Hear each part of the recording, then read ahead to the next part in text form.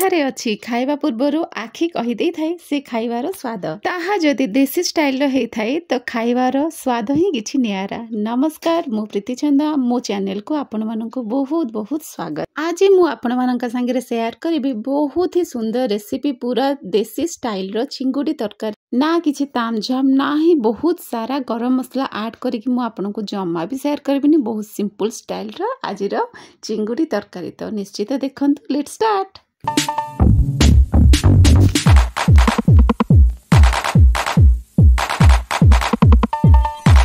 प्रथमे ए चिंगुडी रो कथा मु कहि देबी एटा होची नदी चिंगुडी माने मिठा चिंगुडी। तो नदी रे ए चिंगुडी मिली थाए ताको मिठा चिंगुडी भी कहते हैं। बहुत बड़ बड़ साइज रो भी थिला किंतु जेते बड़ साइज नेले भी चिंगुडी को जेतेबेले धोईकी काटिकी भाजिबा ना से निश्चित भाव में सिंक कर जाय थाए।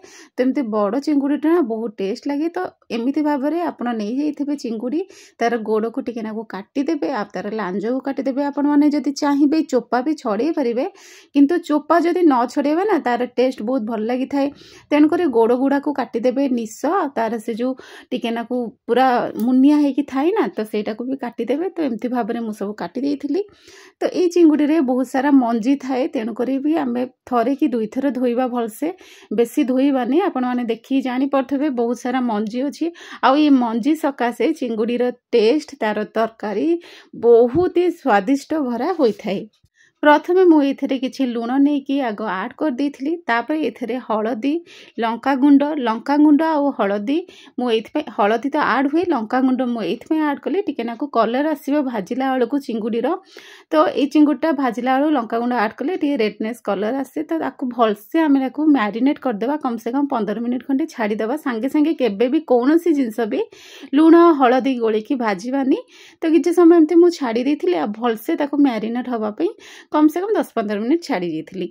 तापरे आमे गोटे कड़े नहीं जिबा। तो से कड़े रे मु सोरसो तेल रे ही भाजीथिली। सोरसो तेल रे भाजिले जे कोनोसी माछ हो चिकन हो चिंगुडी हो जे कोनोसी आमिष आइटम बहुत ही टेस्ट लगी थाए इनहांस कर दे थाए तार टेस्टटा।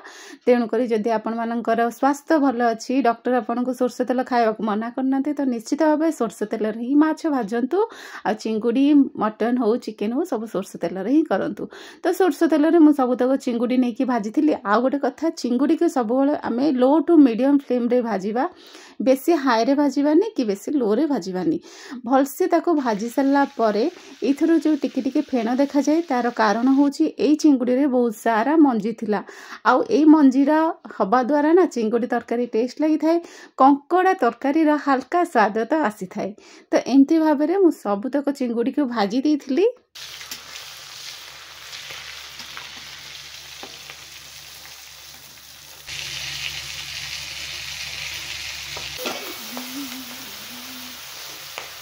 सबुतक चिंगुडी भाजी सारा पर एबे मु कौन कौन इथरे सब मसला ऐड करथिले आपण मानन कहि देबी। चिंगुडी भाजी सब रखी देथिली। आलू को मु भाजीबिनी डायरेक्ट पकेबे कारण सेमती आलू पकेले भी बहुत टेस्ट लगी थाए। प्याज को चुन चुन करी काटी देथिली टमाटो रखिथिले अदा रसुण आ फाळे टमाटो को मु ग्राइंडिंग कर देथिली। तो या ही थिला मोर मसला बेसी ऐड करनथिली। चिंगुडी ऊपर नै कहबी कारण चिंगुडी रे ना बहुत मंजी रही थाए। बड़ बड़ चिंगुडी देखंतु केडे बड़ थिला भाजिला परे सिंक करी गला। तो बड़ बड़ चिंगुडी ना मंजी थाए। तो आम चिंगुडी रे केबे भी कौन से बेसी गरम मसला आम ऐड करवानी कहया गले गरम मसला ही आम किसी ऐड करवानी। ऐड करिया द्वारा चिंगुडी रे टेस्ट पूरा कमी जाए। बस एतिकी मसला रे ही आम माने जी तरकारी करवा आ किछि मसला आम ऐड करवानी। लास्ट को गोटे मसला बस पड़े सेटा मु आपनको शेष रे कहबी। से सेम कड़े रे मु 3 चामच सोरसो तेल नहीं जाइथिली। जो तेल सब थिला सेटा पूरा भाजी थिला ना तो से तेल मु ऐड कलिनी। तो 3 चामच सोरसो तेल नहीं जाइथिली टिके नागु पकेली तेज पत्र सोरिस एवं चुन चुन करिकी काटी रखिदेबा पियाज को मु सेथरे ऐड कर देइथिली। तो पियाज को हम जतले ऐड करबा संगे संगे सेथरे टमाटो ऐड करबानी किछि समय पियाज को भाजीबा टिके ब्राउन अंश हे आसला बेल को हम ऐड करबा नचेत जेतेबेले हम पानी पकेबा ना से समय टमाटो ऐड करबा। तो संगे संगे टमाटो ऐड करले पियाज जमा भी भाजी हो पारिबनी। तो से मु हळदी गुंड लंका गुंड ये सब ऐड कर देथिली। एटा काश्मीरी लंका गुंड तो राग हेनी कलर आसीबो देह पई भी किछि क्षतिकारक नुह काश्मीरी लंका गुंड। तो एमती भाव में टेना को भाजी देथिली टिके भाजिया द्वारा भल कलर आसे। तापरे जो बटा माने अदा और रसुण रो बटा को मु पकई देथिली टिके पानी देकी ताको मु कसीथिली। तो कम से कम कसिया को आम 10 मिनिट लागे पूरा कसीबे जे पर्यंत से तार तेल अंश बाहर करनी। तो ये देखंतु मु किछि समय 10 मिनिट कषि सारला परे संपूर्ण भाव में मसला कषा हो गलानी। से मसला कषा हो सारिया परे जो आलू को आमे रखितेले ना कंचा आलू को ताको आमे पकेबा। आपण माने चाहिले भाजी की भी आलू पके परिबे, किंतु कंचा आलू पकेले भी स्वाद किछि अलगा आस्थाय, टेस्ट आस्थाय। तो मु कंचा आलू पकेइथिली। तो तापरे टिके टिके पानी देकी भल भाबे आलू आ से मसला सहित भल भाबे कषिथिली। चिंगुड़ी को केते जण पकेकी भी कसंती, किंतु मु चिंगुड़ी को पकेकी कषिबिनी जेहेतु चिंगुड़ी रे बहुत सारा मंजी अच्छी ताको कषिबिनी। चिंगुड़ी को बहुत समय फुटेबी। तो फुटेला बळको ही से टेस्ट आसीबो। एठी मु गरम पानी ऐड करली। जे कोनोसी भी आपण आमिष आइटम करंतु, जे कोनोसी भी आपण खाइबा बनांतु ना, एठी गरम पानी ऐड करिवे। गरम पानी ऐड कला परे टमाटो जा रखिथिले ताको पके देथिली। तो पानी फुटी ही आसलानी।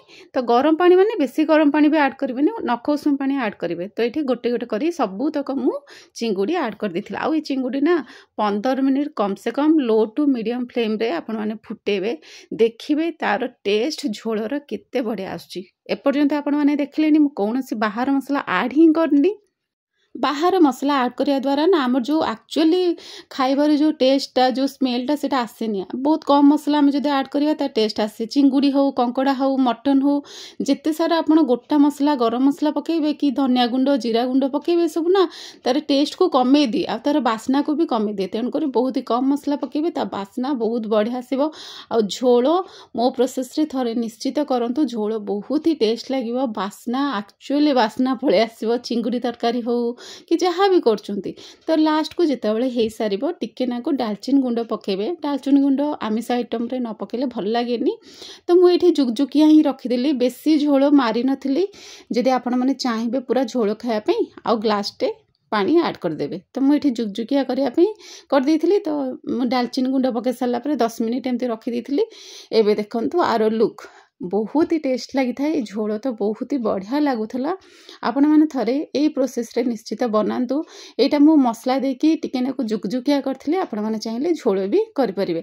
तो बहुत ही बढ़िया लगे, बहुत ही बढ़िया बास्ना आसे। तो निश्चित भाव में थरे मो प्रोसेस रे करंतु।